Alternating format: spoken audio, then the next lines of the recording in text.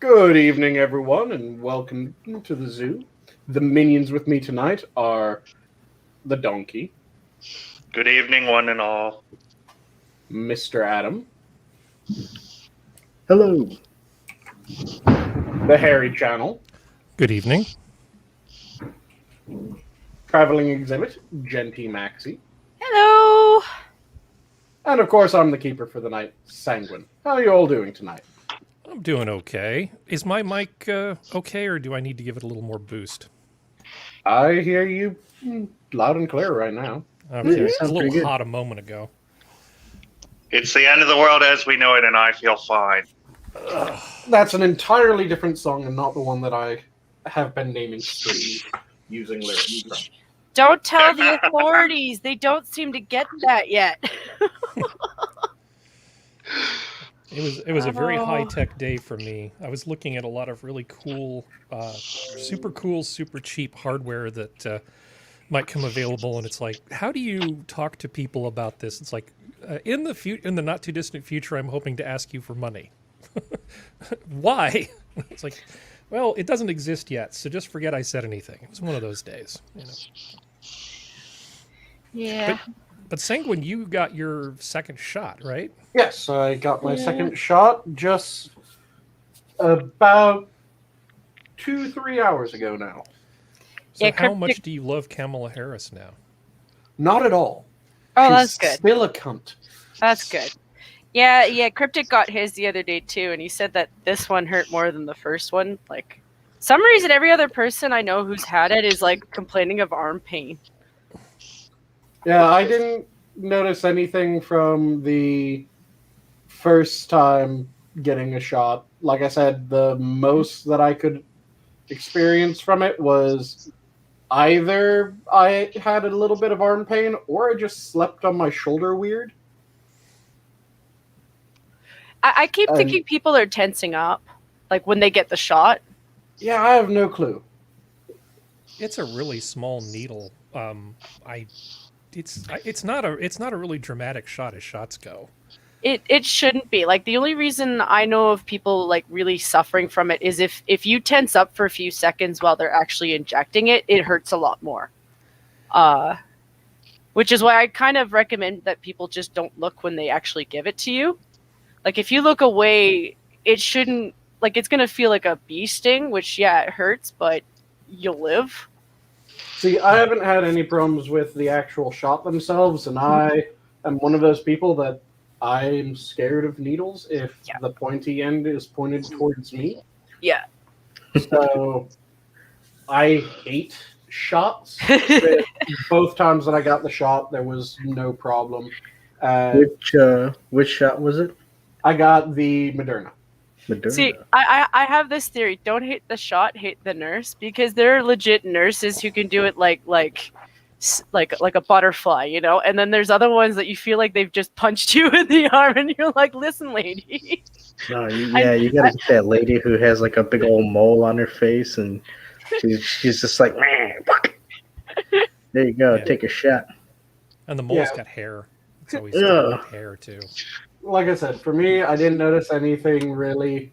I just, like I said, most was I either slept on my shoulder wrong or I had a little bit of arm pain or arm stiffness. Not really arm pain, just arm stiffness. But even that, I couldn't really tell which it was, so I chalked that up as nothing.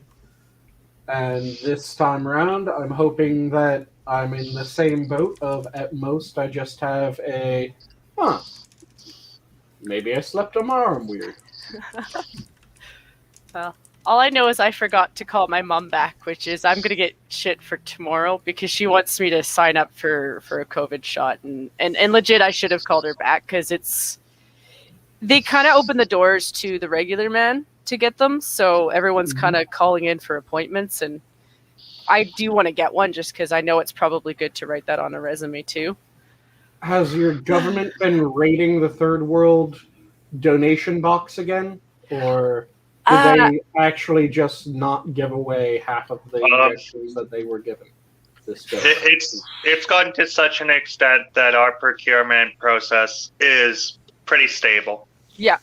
Okay. I still find it fucking hilarious that Canada ordered a shit ton of jabs. They were sent their jabs. Then they sent half of the jabs that they received to the Third World Fund for COVID vaccines. And then they started going, well, we didn't receive our full shipment. And the businesses responsible in the U.S. went, well, as you see here, this is where you signed saying that you received this shipment. You're full of shit. And they went, oh, maybe we did.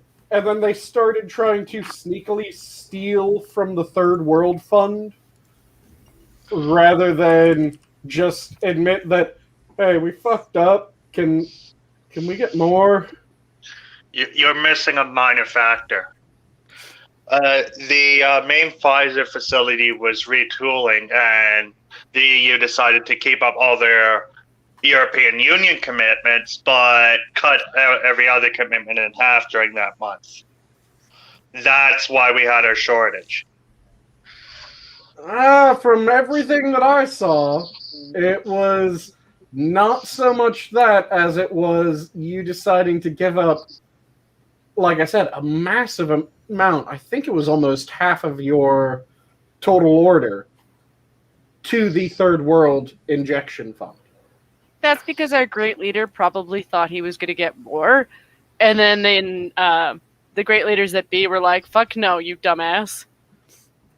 Stop virtue signaling, you retard. And then he started trying to stick his hand in the cookie jar and not get caught. And he really fucking failed on that. And I have this picture of him sitting at the phone waiting for Biden to call to bail him out. Because, he thinks that they're buddies. And I'm like, I hate to break it to you, but Biden probably doesn't know who you are unless they flash, maple-scented stuff around him. Just saying. Biden forgets the moment that someone leaves his periphery. It's kind of like... So object permanence and what object permanence is, right?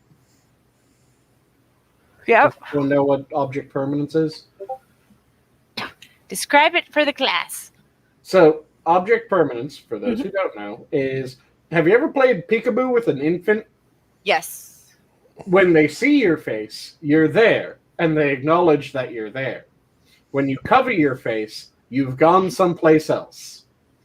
That is object permanence. It is object permanence, or that is the lack of object permanence. Object permanence is the realization that just because you can't see something at that given time does not mean that it ceases to exist. Yeah. And certain age groups lack object permanence. I think it's, round 3 or so you pick up object permanence. And then it's possible, if someone has a decaying mental state, that they will lose object permanence at some point in their life. And I think Biden has completely just blanked on object permanence. And if something is taken out of his sight, it's now a... What? Oh, okay. Wait, where the fuck did you come from? Give me back my goddamn nose. Biden did not fall down the stairs. I'm just going to put that out there now. No, he fell up them. It's an entirely different matter. He should have still had assistance. The fact that he didn't is why I think that they're happily willing to let him fall down the stairs, and that's sad. I made that joke a year ago. The slip and slide, Kamala Harris and Joe Biden's game. Yeah. So are you saying that there are people that are trying to make Joe Biden look incompetent? Oh, yes, they are doing that, and they're also happily willing for him to pass on naturally early in life, because there's no way that they would do that to any other official. I don't really think that they're trying to make him look incompetent, so much as they don't care enough to not make him look incompetent. Like on the world scale, even North Korea is thumbing their noses at you right now. They're just like, hey, yeah, we're back in the boat of doing the shit we were doing before because we know you're not going to do anything about it. And the big scary guy with the button who was willing to press it, he's not there anymore. Like I said, So, the so whole- should I give you your tinfoil hats now, or let me just get this straight? Because when I was saying this shit a long time ago, I was Adam Jones. No, No. I did not say you were Adam Jones when you were talking about that. I said that you were Adam Jones when you started going on about ancient aliens. Oh, yeah, well that's that's. I mean, different don't get me story. wrong. With as dry as Joe is, I could see him being a lizard person, but yeah, he's not really a lizard person. He just needs to moisturize. Or he's But- gonna get a fucking hose again, and it's gonna be Kamala with the hose. I'm just saying. Oh man! Oh no! White horses! Ah. So yeah, Yes. go ahead, Harry. I was going to say, on the subject of object permanence, just a brief aside, animals sometimes have object permanence. Yep. And it's interesting to gauge the intellect of different animals. Crows, for instance, are rather clever. Mhm. And certain types of owls are very clever. So they can count the number of people who go in and out of a barn. And a lot of the brighter birds can count to all the way up to 3. Mm-hmm. And then after 3, it's all just one big mess. So, Yep. yeah, some of the stuff that they've done to actually test animal cognition is pretty cool. Ravens are wicked smart. Oh yeah. I still though find the most amusing animal intelligence test is one of the intelligence tests for dogs, which is you throw a blanket over their head. That test is bullshit, man. It's funny as shit, and you know it. It's funny as shit. All that won't tell you if a dog is smart, but it will tell you if a dog is not very smart. Yeah. If your dog is kind of defective. But it won't tell you if yeah. he's dumb. So I had this golden retriever when I was a kid, and she was very, very sweet, and she was not very bright. And you could hide your face from her, and she would freak the hell out. She would just go completely nuts. And if I try that with any other dog I've ever had, they're just like, yeah, you're being stupid. Throw something for me. Literally do anything other than that. But yeah, the golden retriever would just flip out if you had your face from her. Yeah. Where'd you go? Oh, I don't know. It's so sad. I just love the fact that that test does not really tell you how smart an animal is. It just tells you how retarded it is. Yeah. Because for those who don't know, you throw the blanket over its head and you time how long it takes it to shake it off. And if I remember correctly, when they're trying to assess the relative intelligence / stupidity of various dog breeds, I want to say it was the beagle or something like that. When they tossed the blanket over its head, it laid down to go to sleep. Well, I've known some smart dogs that were pretty chill who would just go, "Oh, I'm warm now. I'll take a nap." And it's not. That's why I say that test is kind of bullshit. I only wording this way because it's funny, but I know an old dog whose birthday is today, and I've already said it 6 times, which is hilarious. But yeah, it might be his birthday today, just so you know. Nice. The 6 minute next fix. Mm-hmm. And hey, 6, how you doing? I think he has a cat though, so maybe he's more of a cat. Yeah, I think he's more fond of cats than dogs, Yes, from yes. what I remember. Yeah, I believe I've seen his cat before. And it's okay for him to be wrong in that. We still like you, 6. Just, you're wrong in your choice of pets. I like all of them. It's just if I had my choice, it would be a horse because I live in a city and it would just be completely illogical to have one. But I would totally ride it down the street. Oh yeah, like take that one, guys. Watch me go through traffic. I think as long as you don't Lady Godiva it, you'll probably be fine. See, the superior pets are clearly dogs and, if you're insane and Russian, bears. Why are you rushing at bears? Oh! See, I can't quite do the moose thing. Like the thing with the moose is they're just unpredictably aggressive. I would love a moose, but the thing is, the moose could take out a car or at least a small truck. Yeah. Do you really want to have a 1 3/4 ton angry bull charging at you because you made a loud noise? No, but if the bull was charging because it was protecting me, I would love that. I'd be like, good boy.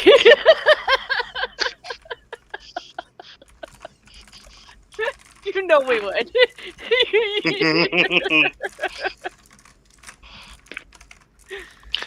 Yeah, I think we missed the mark on that one. You know that the Russians have a way of doing it, right? Like they technically kidnap the babies and then raise them from birth, and that's the only way that you can kind of do it. And Make like some sort of moose beer. Yeah, they use it for the milk because it's I guess it's got medicinal stuff in it. Oh shit! But yeah, they're cute too. Siberian moose bear. Yeah. I know that the bears either have to be kidnapped or there's a number of times where it's an orphaned bear where the mother dies and a insane Russian man finds the cub and decides, I have bear now. Okay, this is like a comic book, right? Like some orphan bear Wait, have you lost in not the seen, Siberian fucking wilderness. have you not seen all the videos of Russians and bears? Well, I've With seen bears, some with videos cougars. of Russians and bears. There's a shit ton of them. Every time that you see someone with a bear, you then hear, and we're interviewing the man who's raised this bear. And it's just like, okay, Boris, what the fuck went on with this? Or Ivan. And it's always some insane Russian motherfucker. Yeah, You know, they might be insane, but I sense a bit of tenderness there. You know, like it's like they look at them and they're like, I know that you're an intelligent beast that could kill me, but you're so fucking cute. Yeah, see, I have no. That's why I said that the superior pets are clearly dogs, and if you're insane and Russian, bears. Because fuck yeah, bears. But it's one of those things where it's like big cats. I like big cats too, but there comes a point where if you turn your back, they kind of forget that you feed them. You know. See, big cats do that far more often than the people that do the raising of bears. Because I've heard about a shit ton of people.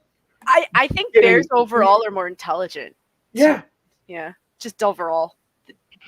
Bears are absolutely fucking brilliant when it comes to animal intelligence. To a point where they are rather fucking frightening when you really think about it. I mean, there's demonstrations that bears teach each other things. Mm-hmm. That's something normally reserved to primates. And octopi and squid. Listen, anytime I've ever talked to a survivalist, they've always told me never underestimate a bear because there's a good chance he might be smarter than you. And it just brings salt and pepper with you, so you can just season yourself. Because well, that sounds like an excellent sci-fi adventure where it's like 1,000 years in the future. There's tribes of apes and bears and octopi that are all fighting for dominance alongside of the dwindling human population. Yeah. I would be absolutely game to have a bear friend.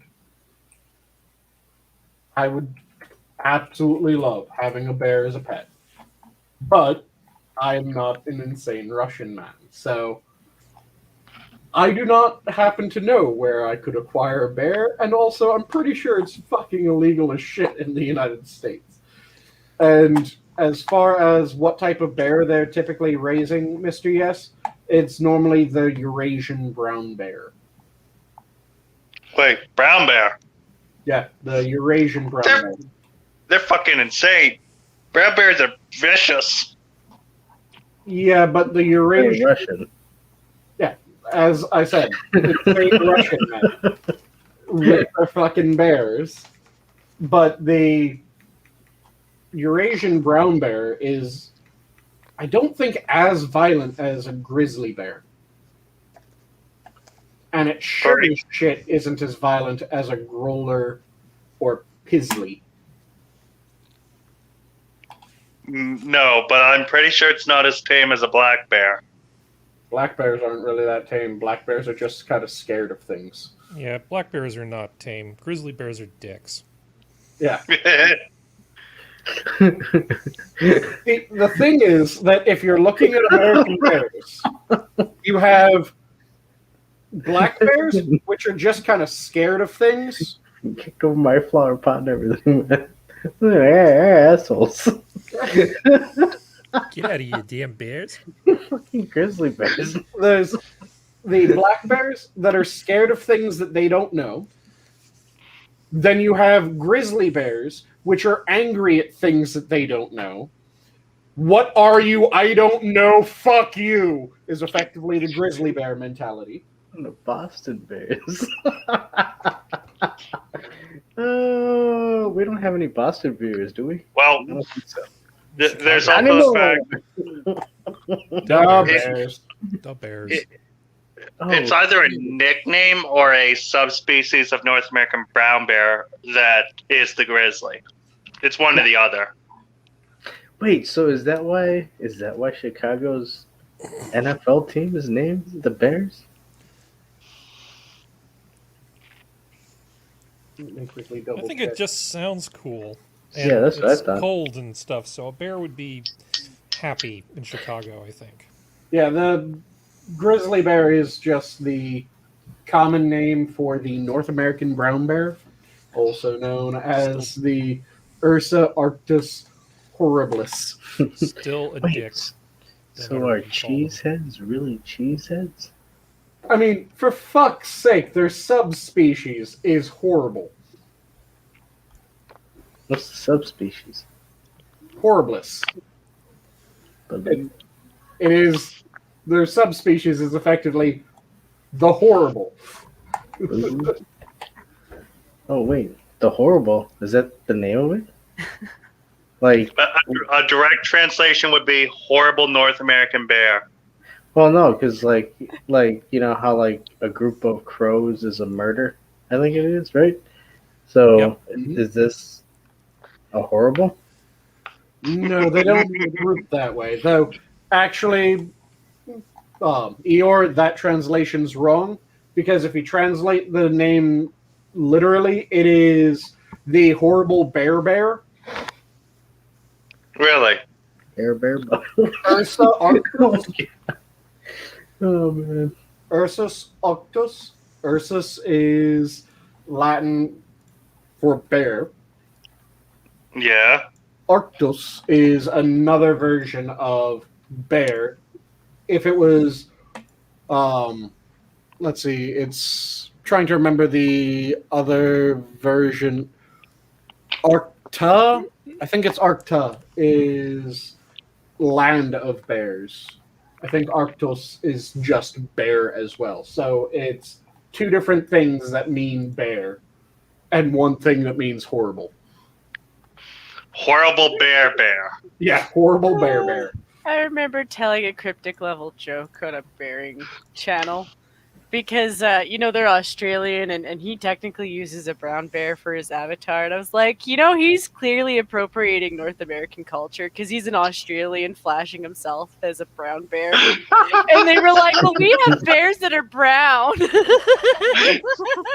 Mm-hmm. For the record, I adore bearing. I don't give a shit if he wants to use a brown avatar. Wait.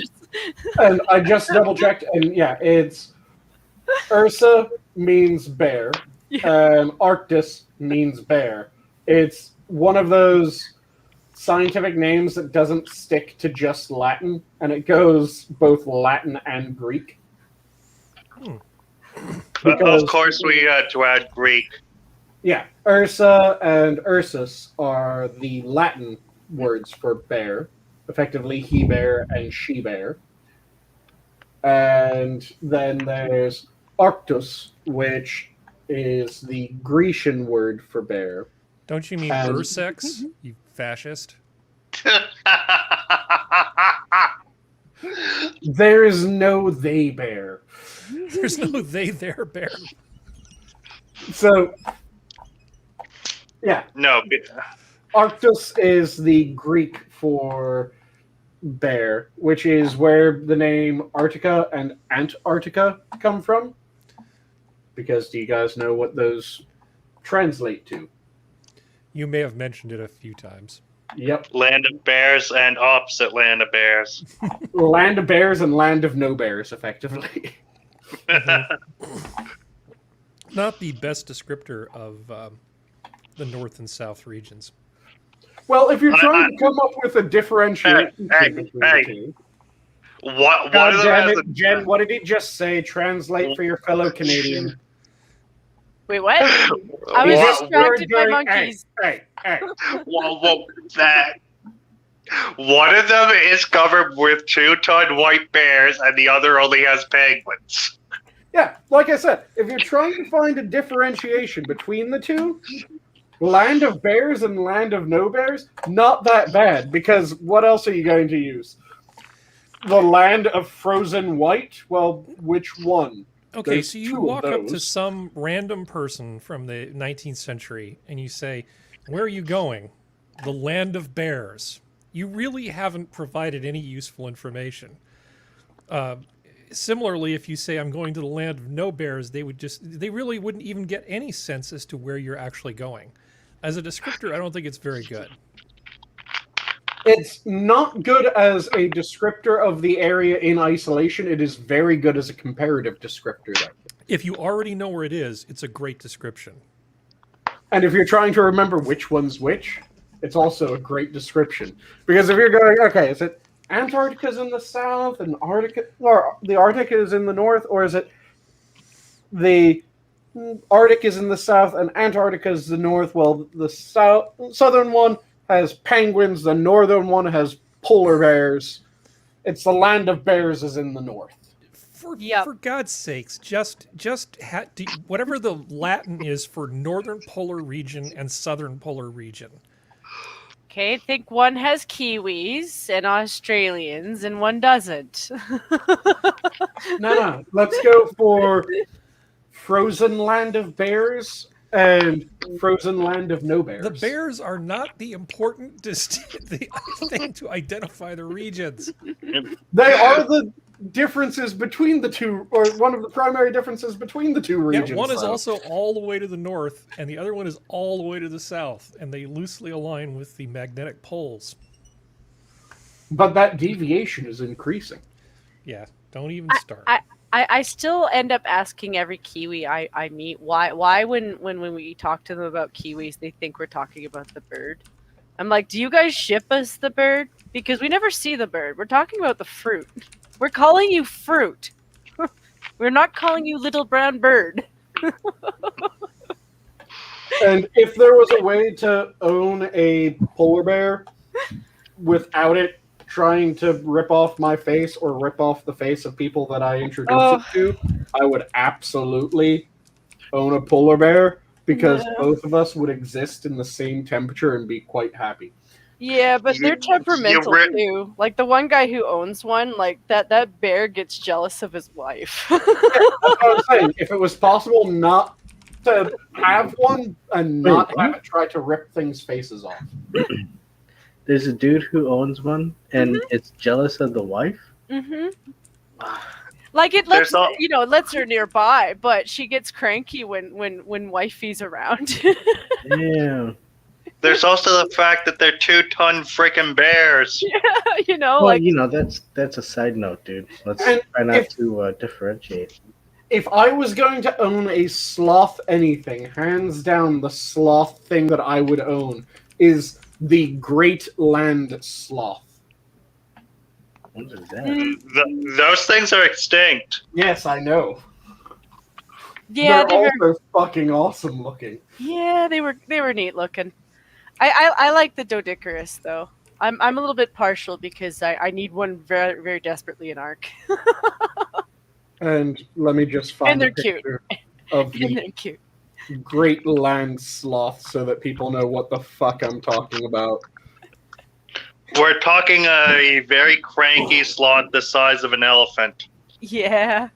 Let's see, where's a good image of it?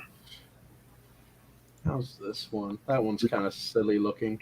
And Would I you- went with the would you be able to ride Dodicarus, which it? is like a giant armadillo. Yeah. Here, I'll show one sticking its tongue out near a fat man in a wheelchair. Because, why not? Fat man for scale. Yeah. Hmm. So let me actually open up this one in the full image. Come on. Now that's just letting me open it up in a new tab. Let me do that, and I'll swap this over so that you guys can get a clearer picture. Da-da-da-da-da. Yeah, they kind of look like bears with longer claws and like horse faces. Well, I'm Yeah. gonna So, refuse a joke. Waka waka. like I said, fat crippled man for scale. I'm thinking things that I really shouldn't be thinking. It's the tug, isn't it? I'm just sitting here thinking, he's turning over to somebody and says, does this giant sloth make me look stupid? Say nothing. Oh yeah, the silliest part is absolutely why the fuck did they? The tongue. Oh, goodness. Yeah, See, what happened in this image is the sloth sniffed the fat guy, and he was like, "Oh no, oh no." but yeah, if I was going to go for anything with sloth in the name, the giant land sloth, hands down. Fuck yeah, it's retarded looking and hilarious. I love Well, you it. could change your minion animal if you wanted to. Oh no, the black bear is what it's going to stay. Because I'm not going to be one of the ones that goes for an extinct animal. It's one of the things and I don't mean to keep bringing up Ark as like the dinosaur game, but I appreciate that they haven't changed the style that there is, because they Mhm. keep debating on whether or not it has feathers or not, like whether or not it looks like a giant parrot or more like a kind of raptor or something. And I like the fact that Ark has basically a giant murder chicken. Mm-hmm. Have Giant you ever, murder chicken. Mm-hmm. Have you Believe me, spoken my with first Serenity? encounter. Go ahead. Have you spoken with Serenity about Ark? She's the only other person I know that seems. I've played pretty with her obsessed before. I've played Okay. with her. I just want to make sure you two knew each other in that Oh. regard. Yeah, so when I played with her before, my troll of a computer would crash. So I would fly near any of Functional's bases, and because they were massive and they took forever to render in, my whole computer would shut down, and I would die the flying death, where you kind of crash into the ground and die. And the game announces that you killed yourself. Ooh. Oh, the game is funny. My computer was not, but I have a functioning computer now, so that's been fun. I was invited onto Bloodwing's server with him and Alex, and I discovered by accident that I could pick Alex off his saddle, so I flew around his base and then dumped him in his lake, and then flew off. I sometimes forget that Bloodwing is a real person, I know. not just a concept. He's been busy. He's got he had a bunch of deaths in his family last year, so he was like between work and that he's an old grandfather guy, he doesn't want to talk about his misery, he just And to respond to a question from Mr. Yes a little bit ago, they share the same suborder, not the same family. They're both part of Canifornia. I'm no way speaking for him, but I know if he was here, he'd say hi to everybody because he does extend that to everyone whenever I talk to him. So, Mm-hmm. and I say that back. Well, it's good to hear that he's still hanging out too. Alive and Yeah. kicking. Yeah, I think the worst thing was his dad, because his dad passed away, and I think that was the hardest part. So Mhm. I totally respect him taking a break and dealing with shit. And I was just happy to talk to him because he reminds me of like I was kind of an archery kid growing up, and he reminds me of the dudes that I'd run into as like a 5-year-old toddling around looking for my family, because I always got lost going to the bathroom. And yes, there were Americans who would come up because it was like, international tours. Tours They'd in give your me bathroom? no, it's an archery tour, Oh. like archery shoots. Like these were international archery shoots. So like people competing. So we'd have like a lot of Americans that would come up, and a lot of them sounded like Bloodwings. So I was like, "You sound like the guys who used to give me flavored marshmallows and then take me to my family because I was lost." So Yeah. See, at first I was like, oh shit, like there's weirdo Americans traveling up to your place in Canada. oh yeah, Talking in your bathroom. Listen, when I say I'm from Alberta, I'm from Alberta. But that's not to say we didn't have people from like Ontario or Nova Scotia and things like that, because international is international. But Yeah, but now they're giving you marshmallow treats. What the hell's going yeah, on? I was 5. I thought it was great. I'm like, these people are fantastic, And I was half raised on American TV. So like, to be honest, I didn't know the difference at that age. Oh jeez. I'm surprised I didn't get kidnapped. Yeah, I was a sweet kid, but yeah, a lot of people were really nice to me when I was little, and Americans are nice people, and they gave you flavored marshmallows. Americans are nice people till they burn down the Wendy's. Yeah. Hey, you burned down the White House first. And we'll do it again. Well, Fuck first- you if you ever try. I'm not saying that the natives don't do that, but I'm pretty sure that the people of color that visited us from the U.S. were probably natives, so they didn't do that.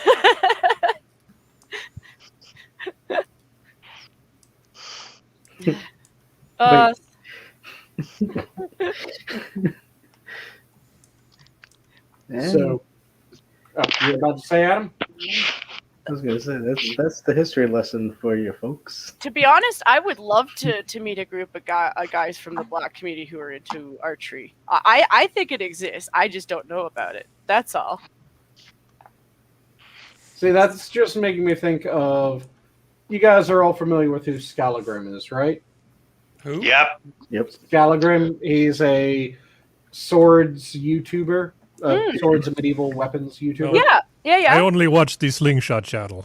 No, Okay. I don't watch the So- sword channels.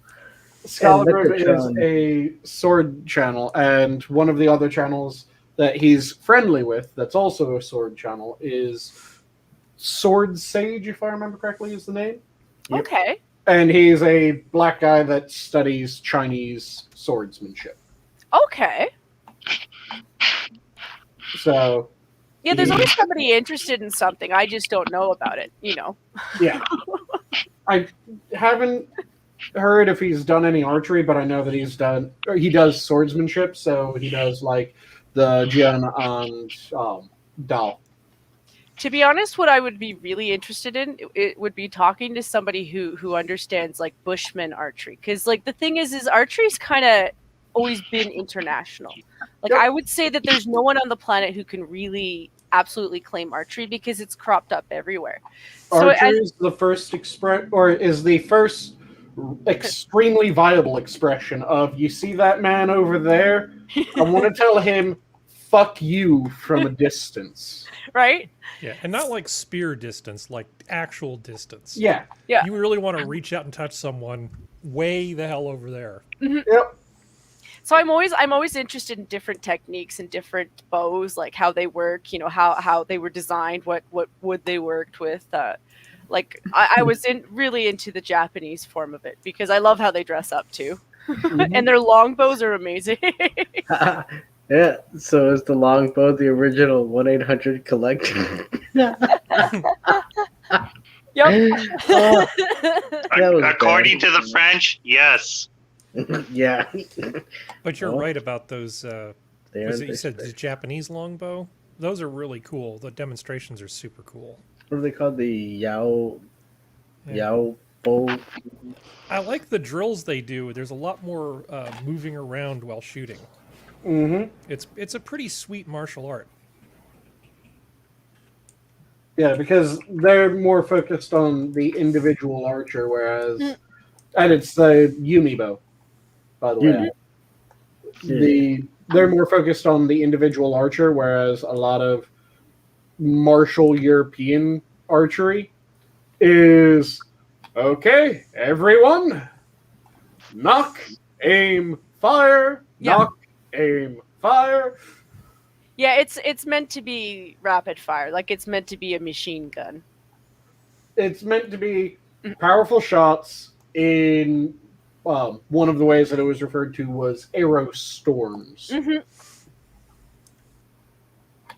Which is terrifying to think about too. Yep. I mean, don't get me wrong. Somebody who's got like an ability to sharpshoot with a bow, you know, they're clever too. Like they've got their uses too. But rain of arrows, you're lucky if your shields are good. Yeah. Oh yeah. Well, then they'll just fight in the shade. And then you realize that those are thick sons of bitch Englishmen and Welshmen over there. You're fucked. Yes, once again, the French learned that quite well. Yep. Again and again and again. Hey, in all fairness, they did have some terrain difficulties. Yeah, the Rose War is actually interesting for that. Like I don't know how much of it's true, but it was like a fairly long documentary where they went over the ground, and apparently on the day that it happened, they suspect it might have been really wet. So the ground kind of turned into like a wet cement. So if you were in like a really heavy duty piece of armor, which the French were, because their armor was superior, but it was heavy, it was really hard to walk in. They Yes. got bogged down in the muck and mud. Mm-hmm. They were dismounted, so Yeah, yeah. Because the horses hopefully- couldn't really, the horses were struggling. And it was a narrow pass. Like it doesn't look like it, but from until you walk on it. Though, like I said, they got fucked in a They good did. number of battles. Oh yeah, Oh yeah, they did. it doesn't it doesn't excuse the fact that they got a nice chunk of arrows shot at them. Oh yeah. Yep. Plus, you have to remember that shooting in wet environments massively degrades the bow and string, so that was also something that the English didn't really want to do most of the time if they could avoid. But their archers were dual force too. Like they were pretty good at like melee. Yeah. Like if they had to, they could absolutely go melee on your Yeah, because you have a, like I said, big thick-necked son of a bitch, because he's pulling a 110 on the very light side up to 220 pound bow, and he's just knock, fire, knock, pull, fire, knock, pull, fire, knock, pull, fire. So, really strong son of a bitch. You get close enough that you're going, your bow is almost completely fucked now. Okay, quickly set that down, pull out my hand axe. You want to go, you fuck. Hand axes, maces, paring swords. Yep. A couple of them just with real nice thin daggers. So the ones that didn't have the real nice thin weapons would drub the person to the ground. Then the person with the nice thin dagger would come in. Let's see, here's a crack in the arm. Okay, they're dead. The war was pretty brutal. Like they didn't really keep a lot of of people. Like if you were lucky and you were high ranking enough to be worth selling back to your country. And that was something that really pissed off the French. Well, it was, in all honesty, I would say that in current times that would be considered a war crime. Let's also not forget, during the 100 Years' War, the French king was ransomed back to his country. Yep. Like, don't get me wrong, I know that they did what they had to do, because that's what the thinking was at the time, but yeah, in current days, that would have been a war crime. And I'm sorry, turnabout's fair play in that, because the French ransomed back Richard. Mm-hmm. Yeah, they were vindictive too. I'm not taking sides there. I'm just saying. The French were pissed about their nobles not just being turned back over, though, because they got so used to European continent. Hey, we beat this force in a battle. Their leadership was taken alive, so now we're going to just ransom them back, get some money flow, they get experience, they get troops that now know better, and we'll show up in the next battle and do it all over again. And then they went against the English, and the English had a fair chunk of their force not as the gentry, and their non-gentry didn't really give a fuck. And even their gentry just kind of went, nah, fuck them. The more you're talking about this, the more I'm thinking about poor Sam, and I'm thinking that he should thumbs his nose at the French government and tell them to go fuck themselves so he can come visit us. Agincourt 2.0 when? Yes. More of those grand battles. Yeah. And honestly, English actually has a Cassius Belli against France right now.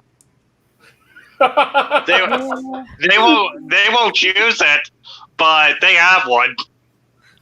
Man, I would find it. Isn't there a civil war coming? Wait, in France?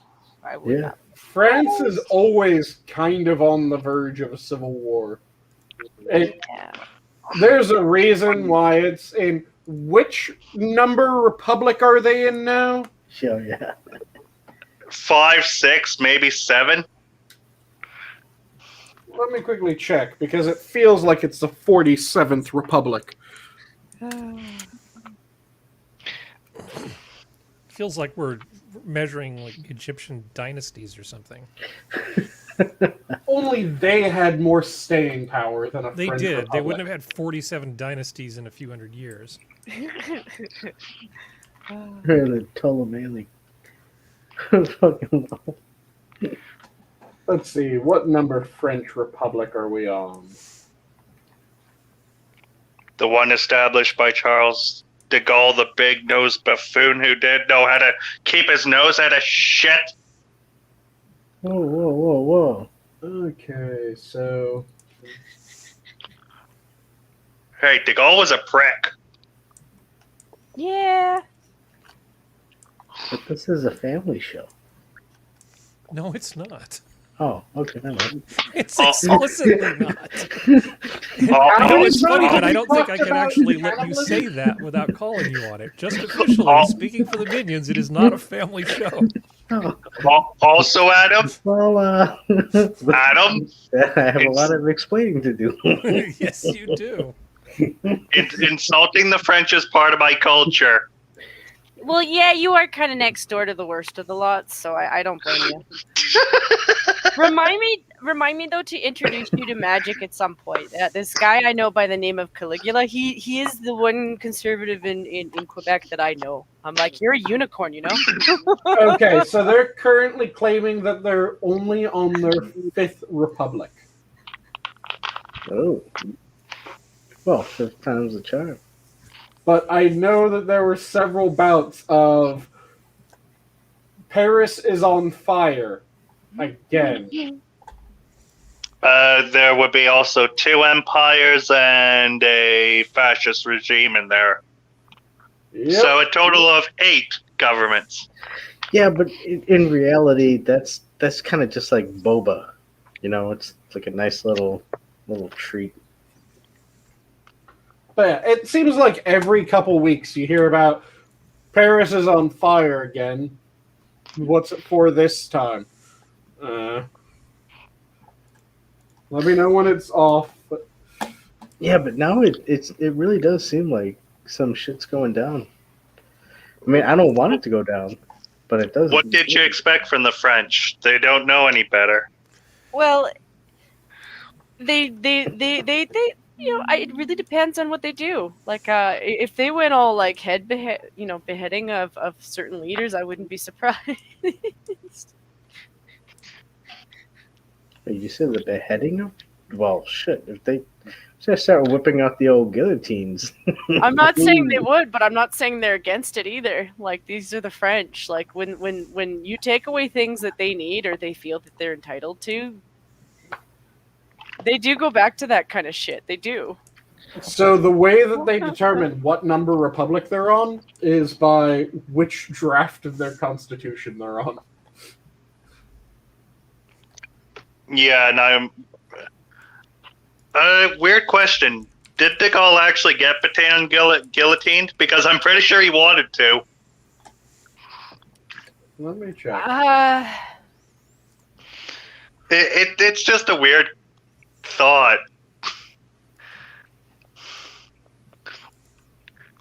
Like, out of all of them, I thought the You're only right. one who really didn't was Napoleon. Because, I mean, he pretty much died in isolation, didn't he? Well, the thing is, Pétain is considered France's greatest traitor. Ah. Despite the fact that in the First World War, he was a hero, one of the great French generals, up there with Joffrey and Foch.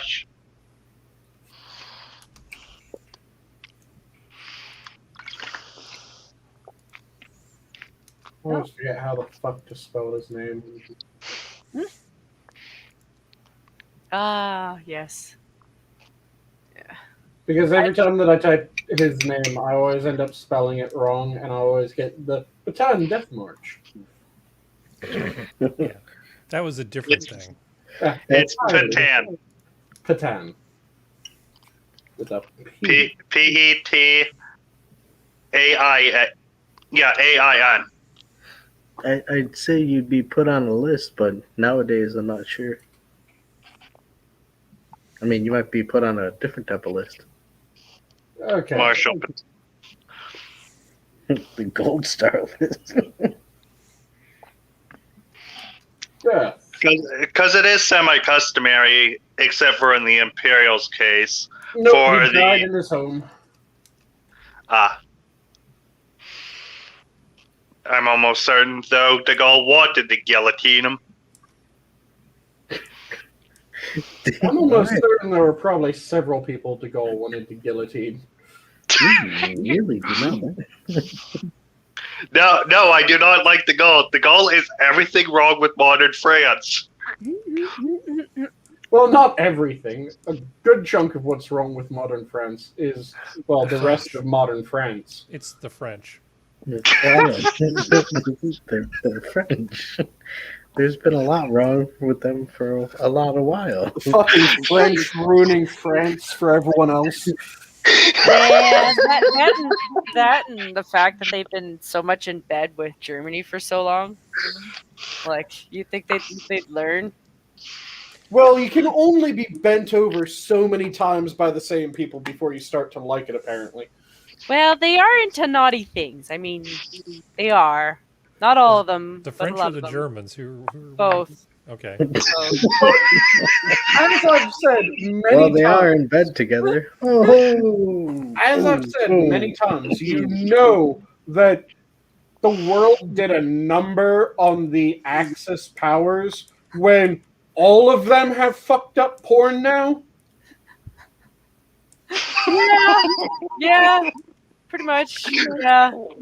Well, Wait, hold on. Well, wait, yeah, no, because I'm kind of having a mix between like I'm trying to like think of crazy what. German porn and Russian porn.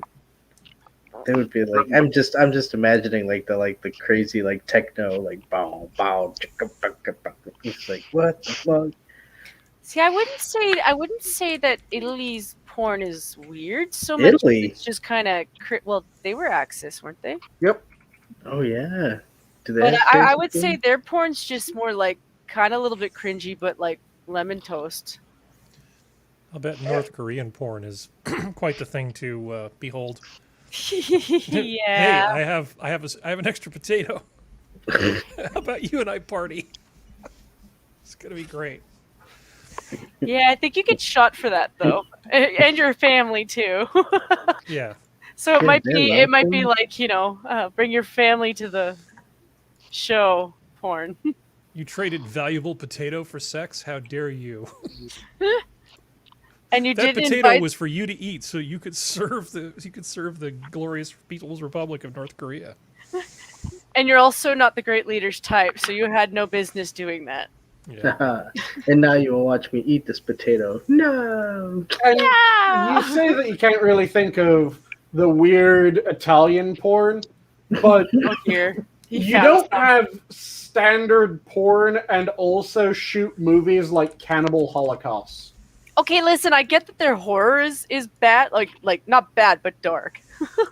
And some of their horror is actually they try to do really intriguing stuff. I was I bet talking they about do, magic, and he Italian horrors. likes, for some reason, he's got a kick for old 70s Italian horror films. All I'm saying is that you don't end up with Cannibal Holocaust in standard porn. That's not a world that people live in. Italian horror films. They're very spicy. Yeah, very spicy. But yeah, look at Japanese porn, look at German porn. Fucking idiot. Japanese. That's how you know that we did a number on the Axis powers. When they don't even jack it to normal things anymore. He's saying we broke them in a very deep and meaningful way.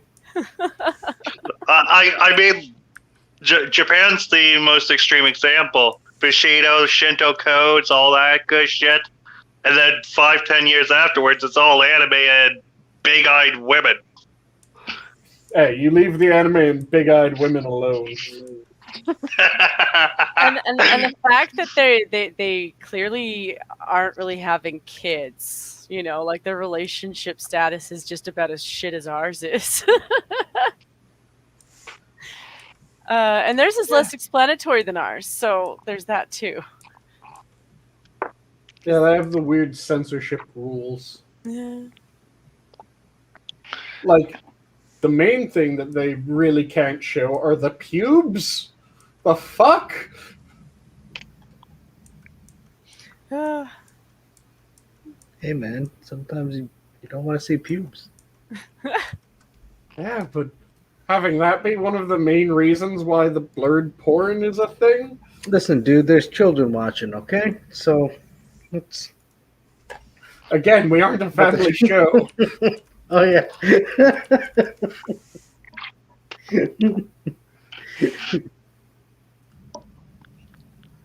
That kind of makes no sense.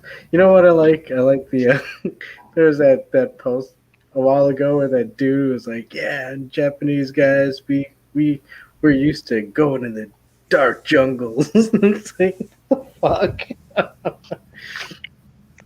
Wait, what post was that? I don't know. It was some weirdo. Like a while ago.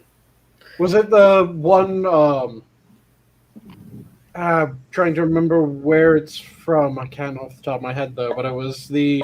Talking about like shaving downstairs or something like that. Okay. That's not the one I was thinking.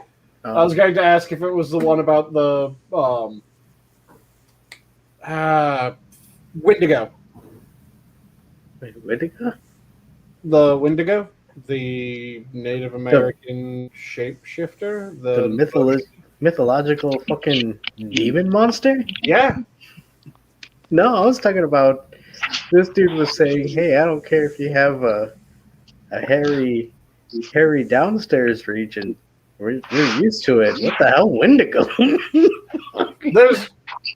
There's something that was a post about, like, you know those horror stories that people make up, kind of like the creepypasta, only it's not quite a just bog standard creepypasta. And two of the characters were a racist Japanese guy, and God fucking damn it, Eeyore.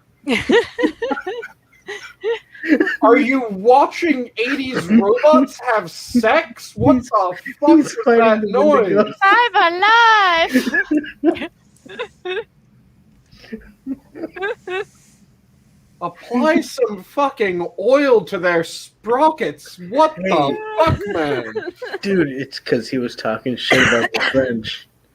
They Yeah. got to him. They're like, ha, let's see how funny you are now. Pow-pow. If it was the Have some French that onion. got to him, we would have absolutely heard. Well, he wouldn't have had that Reddit. problem because they would have greased it with like poutine gravy, you know, so he would have been fine. The French don't have poutine. That's your French. Yeah, I know. Wrong kind of They would French. have just used butter. We're Northern French. Butter or duck fat? Yeah. Oh, well, save the duck fat for something important. That's special occasion. God damn it! Due to that For the- reason, for the- now I'm just picturing a Frenchman. Well, it is our anniversary. Get out the duck fat. little tip. And he's like, no. It's Eeyore. Use the regular fat. For the record, if you're in northern France and you try to pull a Quebecois, a French accent, good luck with that because they'll hate you. I still don't really understand why because they don't really talk about it, but they'll hate you. If you're in southern France and you say you're from Quebec, they will absolutely adore you and be like, "Oh, you're so cute. I mean, you're kind of backwater and kind of like a farm boy, but you're cute." Hold on. Does Southern French sound like antebellum Southern France? No, they just don't have as much resentment towards Canada. They don't have as much resentment towards Canada because you see a lot of Quebec was French that they didn't give a shit about because Canada is a frozen wasteland.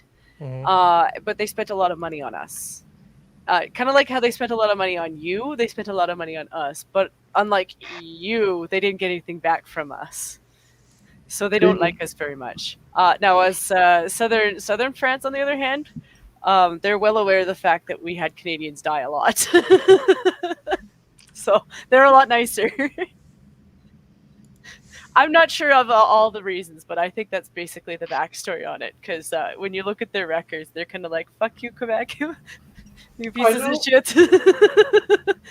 I know I've told this before, but you guys know the origin of the smelly Frenchman stereotype, right? Yeah. Well, I And don't. furs. I just assumed that's the way it always was. Okay, so the origin of the smelly French stereotype comes from World War II. Mm-hmm. So, as we all know, France was an occupied territory. It was occupied by Germany.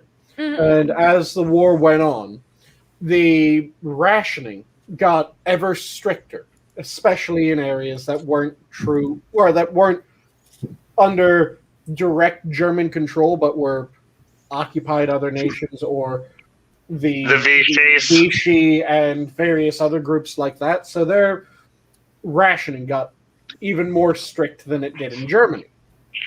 One of the things that was fairly early on was a intense rationing of glycerin, because glycerin can be used to make explosives. Glycerin is also used in making a shit ton of soap. So, due to the rationing of glycerin, that meant the soap supply started to decrease, which then meant that people would have to go for longer and longer periods of time in between using soap. So they weren't really getting entirely clean as they were cleaning themselves. So when it came to the rest of the Allies, storming into occupied France and liberating occupied France, they kept on coming across village after village after village of French people that hadn't bathed in, or hadn't at least bathed with soap in an extremely long time due to rationing. So they had a rather pungent aroma. This is, of course, the reason why there's the stereotype of the smelly French. The only thing that this doesn't explain is why they haven't started using soap since. I know, right? Because they still have the lowest soap sales in all of Europe. But yeah, that's the actual story and also the joke about the origin of smelly French people. Well, I mean, maybe they got used to the aroma. The aroma. They like You know, the aroma. when I was living in Olympia, Washington, and I was working at a furniture shop, and we'd do deliveries to a place called Tacoma, and there'd be the aroma of Tacoma. You know, so maybe some places just have a funk. You know, Mm-hmm. Like furry conventions. Ellen! Hey, You know exactly what the fuck I'm talking about, you filthy motherfucker. hey. Translate for your fellow Canadian. It is the hotels that get sticky, not the convention halls. It's Oh, the no. convention goers. Don't blame it on the hotels. Fair enough. You Fair know enough. goddamn well that you do not want to be downwind from certain people. Ain't that the truth? Yeah, you have the con funk and the con crud. Ugh. Yeah, Elwin is calling it bath salts, so no, I don't know. I know that the French like seasonings, but I don't think that's the way they go about it. Yeah. see, I always thought it was because they sang the chant of the onion. I think during the Napoleonic Wars, and I figured, well, onions are smelly, so that's probably why, you know, people are like, God, these are just fucking smelly people because they're singing about onions and shit. As they're marching their armies, like that's their marching song. Like, all right, well, I hate to break it to you, Mr. Adam, but the reason they were doing the onion thing is because at the time, like, there was food shortages, and onions just happen to be one of those things that kind of grow almost anywhere, kind of like potatoes. So. listen. I know. You'd rather starve to death, but you know. No. I'm going strictly based on just looking back on what I'm reading on history. Mhm. There was I'm supposed to believe that the Aztec Empire was running on shrimp and bugs. So I mean, hey, you know, like I would just like to remind you that the French also eat frogs' legs and snails. Well, yeah, that too. Frog's legs are fucking delicious. Yeah, but they didn't have a marching song about it. That's what I'm saying. That's all I'm saying Right. is I've always had them dry, so I've never had a good experience. So there's that. But I have had snails where I was surprisingly impressed with them because they smothered them in garlic butter, and I was like, "Well, this is kind of like a clam, actually." ooh. Yeah. But I've also seen snails where they smelt really earthy, and I was like, "No, there's no way in hell I'm eating that." Earthy like dirt. Yeah. But earthy food's delicious. Can be. It can be. It has potential. It has One room of for my growth. favorite one of my favorite types of blue cheese is Valdion. Mm. And have any of you had Valdion? I Nope. don't know if that's a Nope. brand or not, or if that's just a It's style. a specific style. Okay. So it's a blue cheese that is then aged in oak leaves. So rather than getting a white rind or a wax rind or anything like that. I've heard of it. I haven't tried it. Yep, it's You just, like them fancy cheeses. it's just wrapped in oak leaves, and it ends up tasting amazingly earthy and just a dark, delicious flavor. I don't think it was that kind of earthy. It was more like the mud you remember putting in your mouth when you were like 3. That kind of dirt flavor. Yeah. Yeah, I'm a big fan of earthy flavors because that cheese, mushrooms. Listen, I get reminded of that by my dad all the time, Mr. Adam. It's one of those things where like, I don't know why I know that flavor, and then he'll show me pictures. This might be the reason, Jen. I'm like, I don't think I'm remembering that, Dad.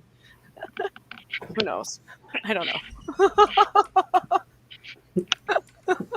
When you swirl it around, it has a slight aroma of Dirt.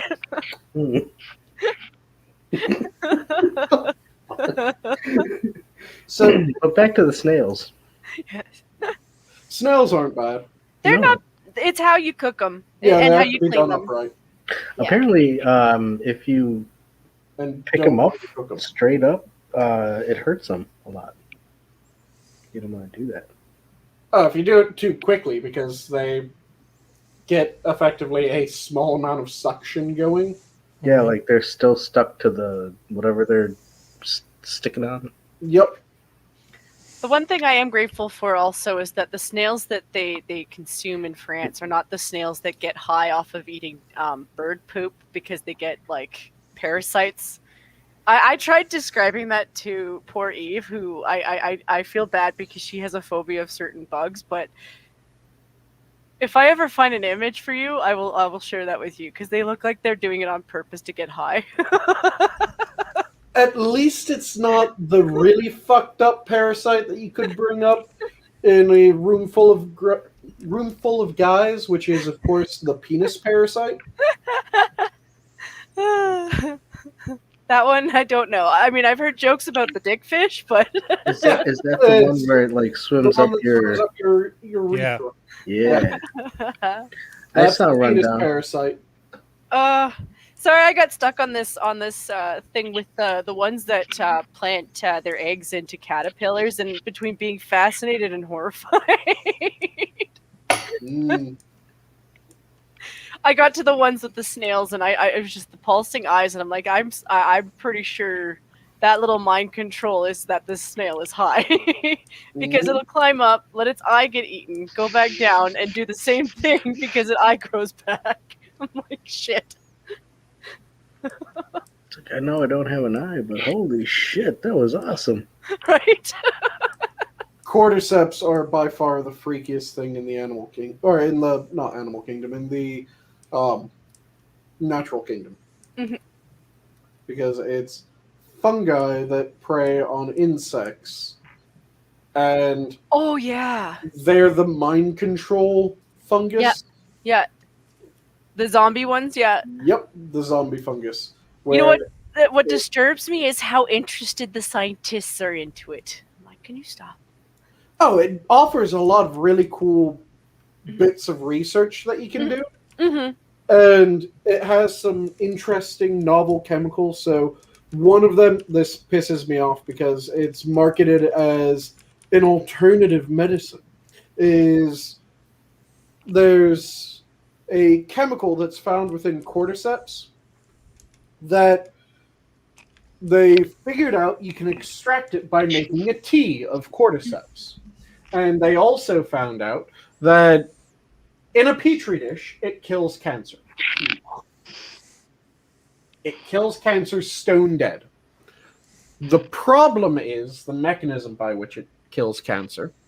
Because there's something that's said when it comes to cancer research. A lot of things kill cancer in a petri dish. A 9mm kills cancer in a petri dish. That doesn't mean that it's the latest and greatest cure and you're allowed to just go strutting through the onco ward with a fully loaded 9. Shouting, I have your medicine here. No, that's a bad idea. But the way that the cordyceps extract functions is it spoofs one of the basic nucleotides. Only it's a chain terminating spoof of the nucleotide. So what happens is it gets uptaken into cells, ends up in the cells, gets transferred to the nucleus because it looks like a DNA nucleotide. And then your cells start to divide. So in order for your cells to divide, you need a copy of all of your DNA. So as it goes to copy the DNA, it writes a new strand, and if this compound is inserted where the nucleotide that it spoofs is supposed to be, it stops replicating from that point on. It just cuts that chain right there. But your body then thinks that, oh, it's completed the job of making new DNA. So it continues the division. It's just Ginzu-knived the DNA. And it does this for every cell. It does not have any specificity. It affects the cells that divide the quickest, because if you divide more, then that's more opportunity for it to fuck up your DNA. But it still fucks up your DNA for all your cells, chopping it up to uselessness, which is bad. Very fucking bad to maintain life. And because it's going through that method, it's not like, so everyone knows chemo drug ends up targeting cells that divide the fastest as well, right? Okay. But the thing is that you can go off chemo drug and you can recover because it's a temporary damage type of deal. It's a temporary damage that accumulates until it kills off certain cells. But then you stop it and your body can recover. With this cordyceps chemical, the damage is done. You go off of it, you're still fucked. There's no repairing from that. So there are people that are marketing it as a cancer cure, and all it's doing is fucking up that person's entire system. And it's infuriating. Because it keeps on being sold as, oh yeah, it's been shown in laboratory to kill cancer in a petri dish. There's a reason why it didn't become an actual medicine, though, and that's because it fucking kills all your cells. Yes, I've heard napalm is capable of killing cancer in a petri dish. And does it pretty damn effectively. Yeah, and is what I mean by its temporary damage is eventually you can have sufficient damage that it fucks up that cell. That's what you're hoping happens to the cancer cell, because cancer cells divide faster than most of the cells in the human body. They divide about the same rate as stomach lining. Stomach lining being one of the cell types that divides the fastest within your body, which is why people that go on chemo drug get really nauseous. Now, is it possible that while being on chemo drug, you'll end up damaging other cells other than just the cancer sufficiently in order to fuck up that cell permanently? Yes. It is possible. It happens. No denying that. But unless it reaches that threshold, you go off the chemo drug, your body's able to recover.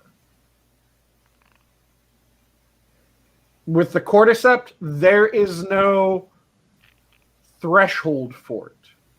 It is, once it starts fucking up your DNA is fucked.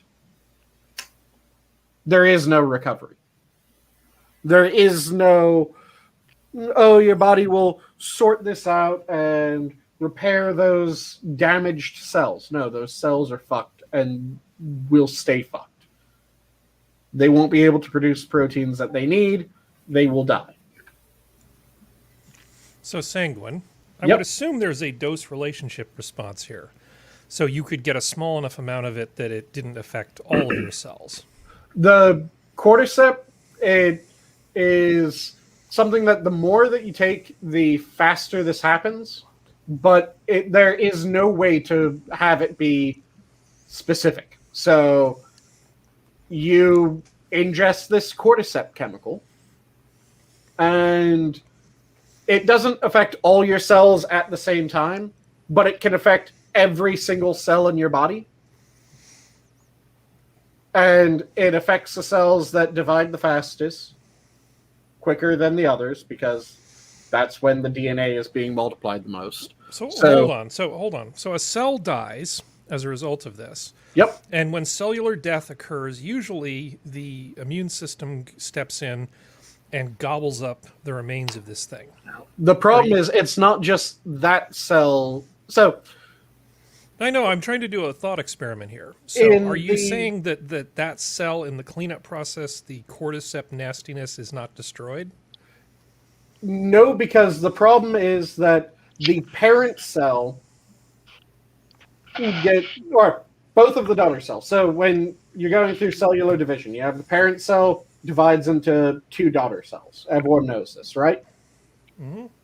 So with the case of chemo drug, you'll have one of those two get affected more than the other, and you can pull off the drug, you can stop the drug, and the damage done, unless it reaches a certain threshold where it ticks it over to the point where it's dead and then it goes through normal cell cleanup, the cells will be able to recover with standard chemo drug. With this cordyceps, because it is a chain-terminating spoof for monomer of DNA, for a nucleotide, it chops up the DNA. Wherever it's put in, everything after that does not get replicated. So if you have it where it's producing two daughter cells, it might be that, let's say it's a spoof for adenine, so A. So it's a spoof for A, and let's say the first daughter cell that we're looking at puts it in at the 500th A in sequence. Everything before that 500th A is still good to go. It's still properly copied over. Everything after that stops. There is no after that 500th A. In that other daughter cell, it also included the chain terminating sequence, but it didn't include it at the 500th A. Let's say it included it at the 250th A. So both those cell lines are fucked. Both of the daughter cells. You can go off the cordyceps, and half of all the cells that are replicated from that initial parent cell are fucked. Because you still have the one strand from the parent cell that was produced before the introduction of this cordyceps chemical. So that strand can still be replicated standard, but you have this one fucked up little small strand. So what I'm trying to figure out here is, unlike something like polonium, where a very small amount of it can just kill you, Yep. if you were given not one pill of this stuff, you were given, say, 1/10,000th the dose, would it kill you necessarily, or would it just screw up a bunch of It would things and fuck you up might a bunch survive? of your cells. Yeah. So there is a dose relationship response. It doesn't necessarily kill you. What I meant by there is no dose relation is that the cell damage is not really a response. It is somewhat a response, but you have to go for a ridiculously small dose for it to fall below the damage level or the threat level for the damage. Because I'm just surprised Vladimir Putin hasn't gone after some journalists with this stuff, because this sounds way better than polonium.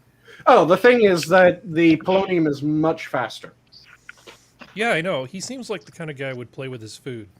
Oh yeah, if he wants something that is very slow and it's just the person absolutely falling apart. Yeah, it really sends a message. This cordyceps extract seems very Putin-esque. And let's see, is the cordyceps the same as targeted immunotherapy? No. So targeted immunotherapy is currently when a person has cancer without any therapy, there's a certain percent of cancer that is not able to mask itself from the immune system. So your immune system is able to attack it and take it out. That's what's supposed to happen anytime that a cell deviates from what it should be doing. It's supposed to go through apoptosis, and it's also supposed to be able to be attacked by the immune system. If a cancer cell is such that it's one of the ones that we actually have to worry about, it's able to hide itself from the immune system so that the immune system doesn't recognize it as a cancer, doesn't recognize it as something that should be destroyed. And also, it doesn't go through apoptosis. Apoptosis is programmed cell death. There's a bunch of signals within the cell that if one of them goes wrong, the cell just self-destructs. So the targeted immunotherapy is coming up with a marker specific to that cancer cell line that is not present in the non-cancerous cells, so that the immune system is then able to target the cancerous cell line. So to explain it in a way that is not science related, it's just nerd related. Think of it as a scanning system that's able to breach a cloaking device. That's what the targeted immunotherapy ends up doing. It makes it so that something that was cloaked, was hidden from the immune system, is now no longer hidden from the immune system, and the immune system can attack it.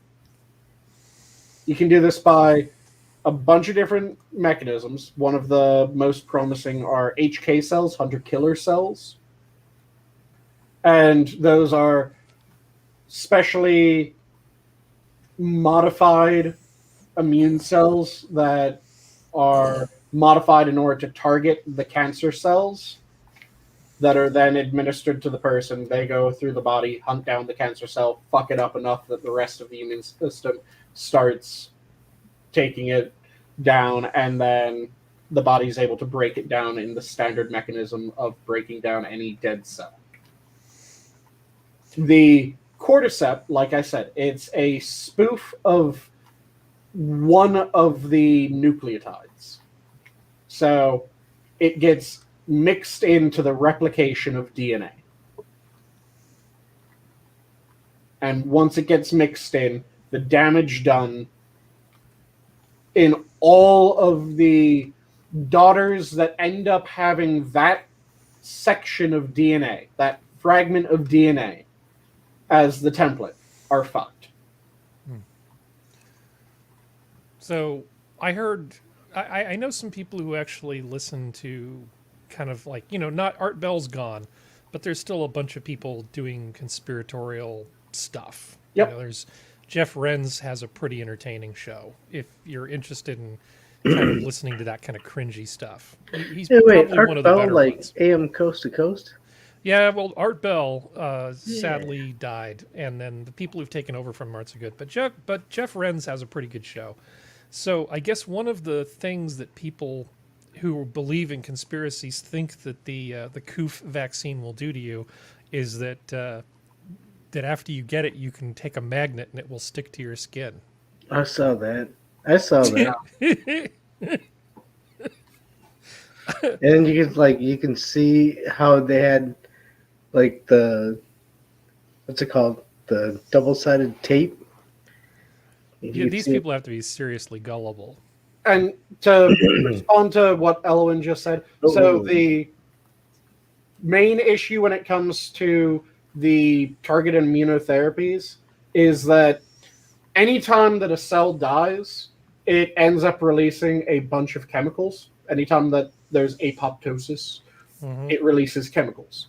Anytime that a cell's lysed, it releases chemicals. If it's at a standard rate, your body can handle the number of chemicals that are suddenly released. If you have more of a cell type start lysing or being destroyed, lysing just being the more technical term for cell destruction, it's the popping of a cell. So if you have that, more chemicals are released. If you release too many chemicals at any given time, then it can be rather hard on the body to process them all out.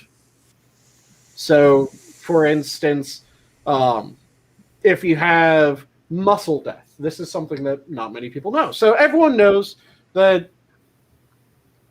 when you go and take a piss, you can tell how hydrated you are by how dark your piss is, right? Mm-hmm.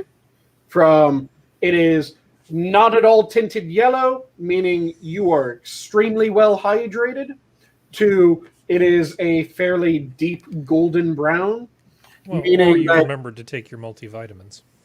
Yeah, meaning that you either took a fuck ton of vitamins or you really need to drink something now. Or if you're really lucky, you drink something with that really weird blue food coloring shit in it, and it comes out green. Yeah, there's a bunch of ways that you can dye your urine, but everyone knows the general premise behind the shading of urine. So, as you get more dehydrated, it becomes darker. One of the darkest types of urine that a person produces is if they're going through muscle death. And muscle death is what it sounds like when an entire muscle is breaking down.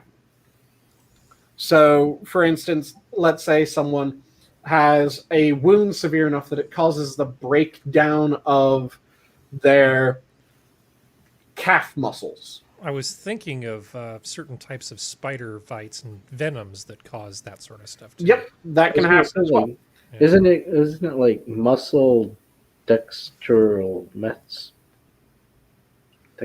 Exophy? Oh, you're talking about atrophy? So Yeah. atrophy is different than muscle death. So atrophy is just the normal slimming down of unused muscles. So you have atrophy, which is different than hypertrophy. So hypertrophy is when a muscle becomes overdeveloped. Atrophy is when a muscle is losing its development. It's becoming thinner. It's becoming less resistant. It's becoming weaker. You have hypotrophy, which is when a muscle is much smaller than it should be. And then you have muscle death, which is the cells that make up the muscle are dying off in a large quantity in a short period of time. So, Okay, so large and the speed. yes. Okay. So every cell in your body has a lifespan. Cells will die. As long as the number of cells dying falls below a certain limit, your body is able to handle the kick of the cell dying. If you have too many cells die at any given time, it fucks with your body something severe. If you have too many muscle cells die at the same time, they start dumping an obscene number of proteins and various other chemicals into your bloodstream. which then your body tries to process out. So you will end up with piss about the same color as dark roast coffee. Damn. Because your body's trying desperately to dump all these chemicals that are suddenly being released. And it isn't quite able to keep up. But it's getting rid of a hell of a lot, and it produces this extremely dark urine. And yeah, necrosis of the muscle is something that can cause the muscle death and muscle breakdown. Necrosis being so necro, everyone should know what the prefix necro means. So What does necro mean? necro means death. Yeah, no, I don't. And you have a bunch of different ends that you can stick on necrosis. Or you have, so you have, sorry, necrosis is just the general process. That's the process of dying. Process of Remember, this is not a show for children. Then you have a bunch of different necrotizing disorders. So necrotizing disorders are disorders where certain cell types within the body are rotting within you. So you have probably the one that most people have heard of is necrotizing fasciitis. Harry, do you happen to know what fasciitis is about? I know people who've had it and had to have it surgically removed. I'm not really clear on the definition, though. Okay, so fascia, the first part of fasciitis, fascia is the connective tissue within the body. So it is the tissue that resides beneath the skin over top of the muscle. The fascia connects the skin to the muscle. So if you have necrotizing fasciitis, itis is swelling. Then you have osis, which is so a bunch of different things. I'm going too far into the rabbit hole on this, but fasciitis means that necrotizing fasciitis means that it's the fascia that's rotting. So they have to go in, cut the skin, pull it up, debride and treat with antibiotic, let the fascia start to regrow, and then stitch the skin back down once they're sure that they've stopped the necrotizing. Well, they also do a lot of grafts if they have to take a lot of stuff away. But MRSA, for instance, will cause this, and I think also, again, back to certain types of venoms, can cause it as well. And so you have to basically take all this dead tissue, whether it's venom or flesh-eating bacteria, and all you can really do is just get rid of the damaged stuff. Which is what debriding is. Debriding is literally just scrubbing it until it's gone. Yep. And so you have necrotizing fasciitis. Another one of the necrotizing disorders is you have necrotizing myositis. Myositis being muscles. Nerves. Right. Oh, that's right. Muscles. Yep. Hold on, wait. I will say necrotitis, fasciitis kind of sounds like something that's going to be walking down the walkway. Necrotizing fasciitis, the newest brand in luxury apparel. That's dead fashion. That's like So last year's gaunt. fashion. Yeah. You know, wouldn't be caught dead wearing that. Still. Yeah. But yeah, necrotizing fasciitis is the fascia. Myositis is the muscle. So that would be if you have certain venoms or certain diseases that go into the muscle and start breaking it down. Then you have necrotizing osteolytis. Osteo, referring to bone. And then the one that's nerves is necrotizing neurolitis. Sorry, I was thinking of myelin when you said myelitis, and I Yep. got confused. That's why I started thinking nerves. Yep. But yeah, that's neurolitis. And that's when it's the rotting of nerves. Well, certain which is the viruses worst. kind of suck as far as nerves go. I don't like all of these things that decide we're just going to hide in your nervous system until we come back and give you shingles. Yep. Because kind of like grizzly bears, chickenpox is also an asshole. Yep. I love that. Circle back. Yeah, Circle dude. Fucking grizzly bears. Fucking grizzly bears. But yeah, there's Yeah. All You know, when, I can't think about shingles without thinking about the fact that there's a dish called shit on a shingle. shingles. Yeah, SOS. Oh, shit on a shingle is good stuff. Yeah, SOS. I What love is it? SOS. A friend of mine who I had as a guest on a stream one time when I did a book stream, my buddy Steve, he's an older guy and he loves SOS too. I found a sale on military surplus freeze-dried SOS in a can. And we both went in on several cans of it. So in my disaster preps, I have several big number 10 cans of freeze-dried SOS. And Harry, since Adam asked what's SOS, do you want to explain SOS? yeah. Well, you've probably heard of chip beef on toast, which is basically just sort of salty meat with a gravy, like a white gravy. SOS is just sort of like that, but with hamburger. It's common in the service where you basically just take ground beef. They put onions in. Sorry about that. It's not a main part of the dish, but usually there'll be onions, flour, a lot of black pepper. You know, it basically forms seasoned ground beef with a white gravy. Yeah, you can use either chip beef or ground beef for it. Well, SOS is usually the ground beef. If it's chip beef, you would actually just call it chip beef on toast. But Though usually SOS is typically ground minced beef or ground beef. I'd give it a shot. It's Yeah, good actually, but you, like I said, the onions might be off-putting well, for you. Yeah, well, if there's onions, I'd say no. But And a lot of No. recipes include evaporated milk. And a number of them get seasoned with the Worcestershire sauce too. Yep. It just depends on what the military cook has to offer. So I ate it growing up because my grandfather liked it from his Navy days, and we would occasionally, well, often go to have brunch when I was a kid at the nearby Navy base, and they would have, and we'd go to the officers club because he was a retired officer, and they would often have all these different stations that you could go to. So you could have the prime rib or the ham and all this sort of stuff, and then next to that was like a big old trough of SOS. And you know, if you were sort of in the know, you would think that this was shitty, but no, it wasn't. It was actually, when somebody knows how to make it, it's really good. Mm-hmm. And yeah, the debriding of skin from burn patients does suck a little. Yeah. Have you ever had biscuits and gravy, Adam? Yeah. what? Of course. Yeah, well, it's kind of like that, except instead of like Sausage. pieces of sausage bit, it's just seasoned ground meat that you use. Yeah, well, Same general idea. no.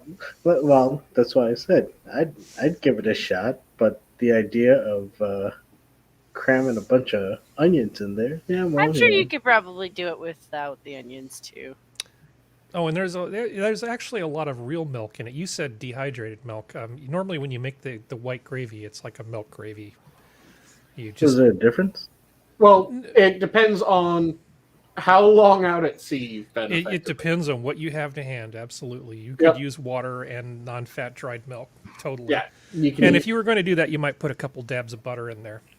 Yeah, there's really old recipes for it. Well, not really, really old, but decently old, like World War One era recipes for it that were evaporated milk. Oh man, you know what? See,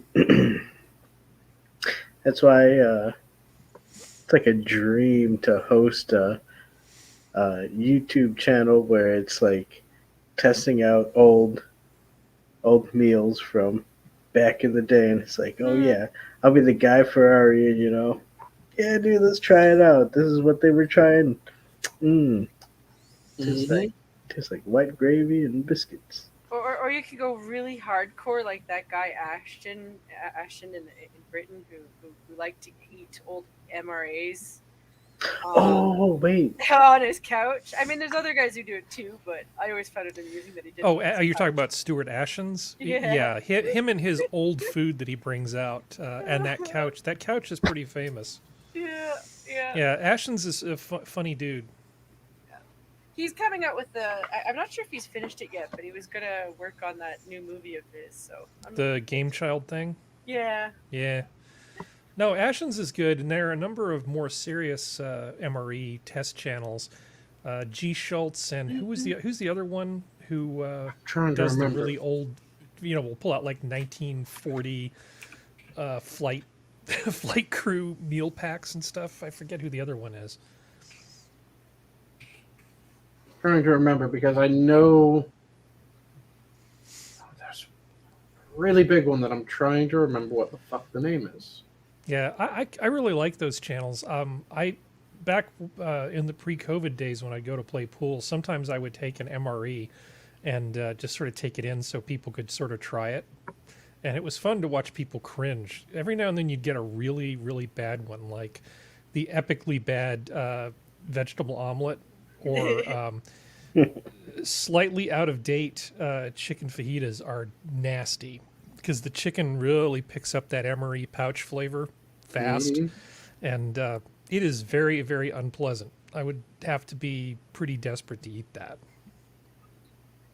But yeah, there's a bunch of different ones that do it. I know, like Crazy Russian Hacker has done a bunch of them. Oh, the big one, Steve 1989. Yeah, that guy. Him and G. Schultz are the two biggest ones that I know of. Yeah. I just know it because of like a catchphrase where he goes, "All right, let's see how it goes." There we go.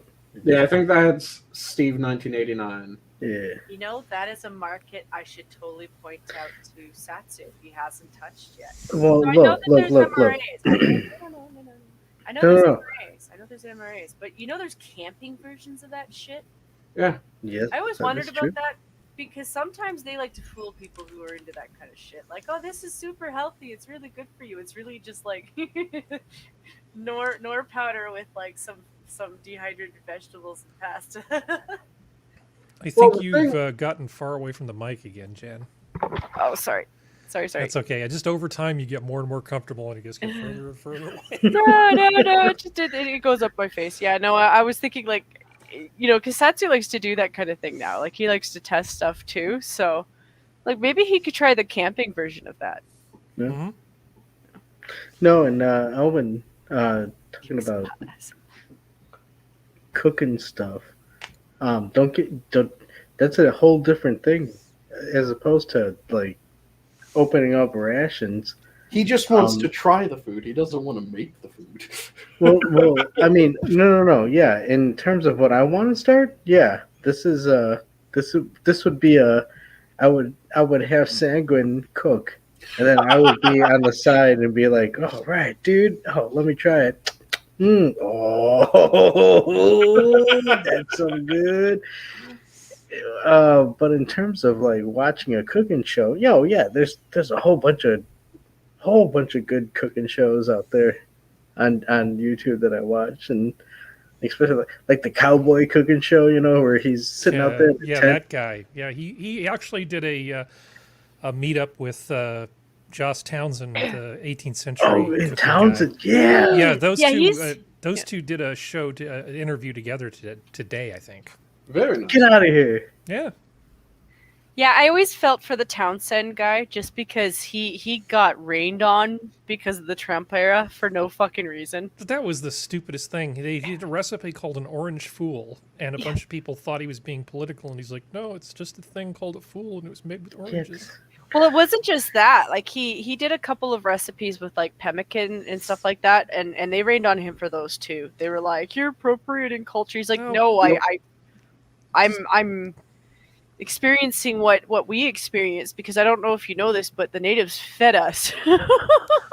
Well, yeah, he's also done a number of collabs with that I can't remember the gentleman's name, but he's an African American historian, cook, reenactor guy who's written a couple pretty good cookbooks on like the history of barbecue in America. which is like a big thing for me because I'm a huge barbecue nerd and I love barbecue. And I haven't read his books yet, but they're on my reading list. What's your But favorite yeah, sauce it's really base? good. I'm only jealous because you guys have those. It's not that I don't want one. It's just my apartment would catch fire. Have what, barbecues? Yeah. Oh yeah. Well, Yeah. there's barbecues and then there's grills. I have a grill in my kitchen, a wood burning grill in my kitchen. My house would never pass code if it was if they were going to build it today. Harry. You'd take the plans in and be like, say what? Harry, what's your favorite barbecue base? My favorite barbecue base? Barbecue What do you sauce mean? base. Depends on what I'm putting it on. Yeah, what are you? I have a barbecue sauce that I make for chicken, which is drastically different than a lot of other things. But I also wouldn't, it's basically tomato based. But I'll put Alabama white barbecue sauce on chicken if I'm going to smoke it. I'm not. I like them all. For And me, then And I'll go talking with about vinegar. how we're I'll go gonna with cook it. like vinegar based hogwash if it's North Carolina. I really am. yeah, I was about to say, accepting. for me, that vinegar base. Oh. And actually, South Carolina mustard sauce, even though I don't really like mustard sauces that much, the South Carolina stuff is Oh yeah, great. that's good too. Hey, does because I know, hey, he's a pal of the Minions of the Zoo. Your boy Pat, Hey. does he have does he like post stuff on cooking, or does he just kind of stick to I the think he Twitter does on stuff? Instagram sometimes. Like if he has cookouts, he does, but he doesn't really do like a cooking channel. Yeah, Yeah. I know he posts like stuff when he does his job because he's a cook. Yeah, most of the time when I hear him talk about food, it's when he's on, when I'm on a stream. Oh, he's been on Minions a good number of times, and we just start talking about food. Or if he's on when Satsu's on, they start talking about food. If there's people that will talk food with him, Pat will talk food. This is something that we need to get these. We need to start constructing these gears. and Oh, get that'd be them fun. rolling. I'd absolutely pitch that to Satsu. He'd love that. I mean, he's signing up for that school thing of his, so to have a little day where like maybe it's you and him and Pat and maybe a couple of our other chefs and you guys just talk food. Mhm. And then I can be there and make all these videos of me eating this stuff. It'd be awesome. It'd be the greatest thing ever. So I put a link for you in the public chat for a channel which you might like. I only have one fear for you, Mr. Adam, and it's that you don't put that out to Cryptic because he'll take you up on that offer. And it's not that he won't send you food, because he'll send you food, and some of it'll be really good. But then that one time he'll send you durian Rotten fruit. durian. Yeah, Say he what said kind of fruit? Satsu durian fruit, but the durian rotted. He paid money for it too. I felt so Oh, bad for him. You did pay the money for them to ship it properly, and they still didn't. Yeah, I was like, that you were stinky fruit, right? so lucky that Squishy Yeah. is the girl that she is, because I just pictured her like hunting you down. durian is the stink melon.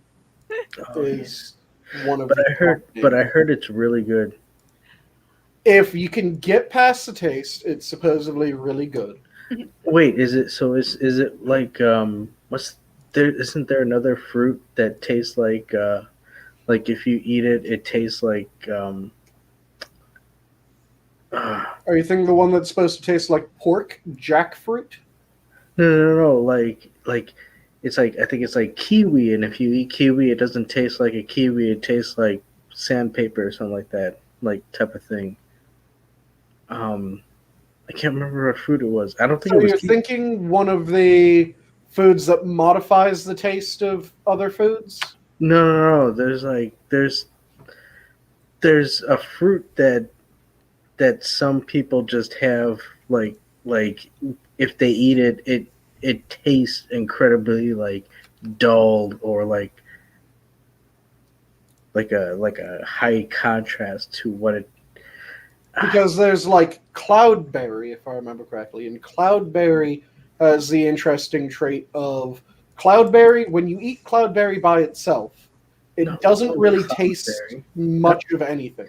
No, it's But then when you eat something else with cloudberry, everything's dialed up in flavor.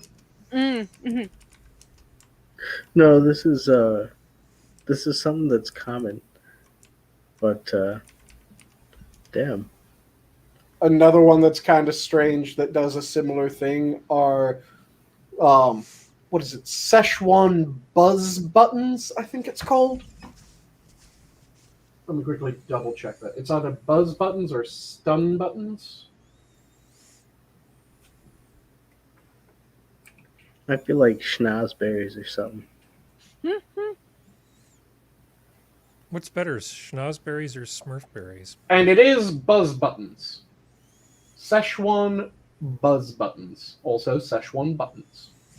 They go by a number of different names. But yeah, they're these little flowers that you eat. Just the very head of the flower. And it has an experience like... So if you eat it by itself, it apparently has this very strange numbing experience that only hits after it feels like you just took a taser gun to the tongue. And then if you include it in other foods, it really ups the flavor of whatever you add them into. So they're used in a number of different cocktails and things like that. And lychee's delicious. Lychee isn't bland. Have you seen the cooking channel Uncle Roger? Yes. I can't. I probably shouldn't, so I don't get called racist again today. Try to impersonate Uncle Roger, but Well, I just it's funny hearing him talk about MSG. He's like, MSG is good. You can't beat the taste of MSG when you combine it with, say, meat. Mm-hmm. Yeah. What kind of cooking does Uncle Roger do? Uncle Roger doesn't really do cooking himself. He reviews other people's cooking. So it's really more a food channel, but he deals with ramen and stuff like that a lot. Mm-hmm.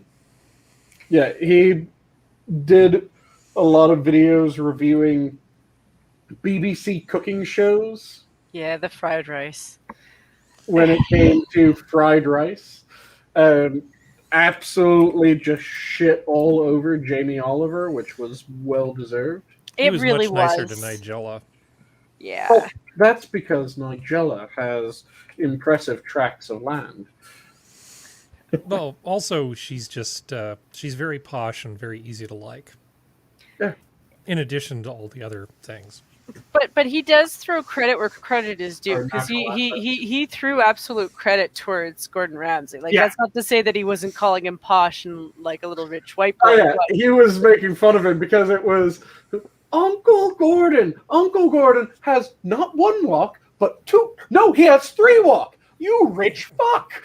You know, like some poor Malaysian guy has had to carry that crap up a mountain just so that you could do a little video on some fried rice.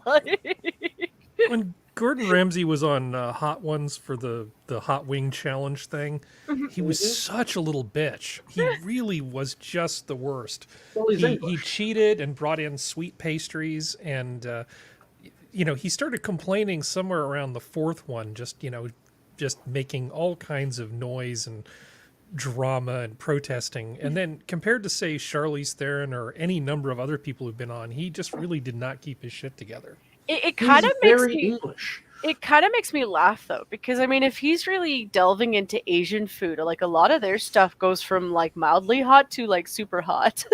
Well, the thing is that it really depends on the dish, because there's a hell of a lot of difference between something that is blisteringly hot, but you can taste everything in the dish versus something that is just blisteringly hot to the detriment of every other flavor. Yeah, well, there's does it have flavor still? That's one part of it. But some of the Chinese food is hot, as in it'll open up your taste buds hot. The heat actually makes the rest of the taste of the food better. But then there's the Chinese hot that's sort of like it opens up your pores hot. You know, like your whole body has like a reaction to it. You know, it's like you're changing the blood flow and flushing and stuff. But yeah. Some of there used to be a Szechuan place in Palo Alto that was amazing, and they left. So I don't really eat a lot of Szechuan food because I just haven't found anything as good as the stuff I had 20 years ago. Mm-hmm.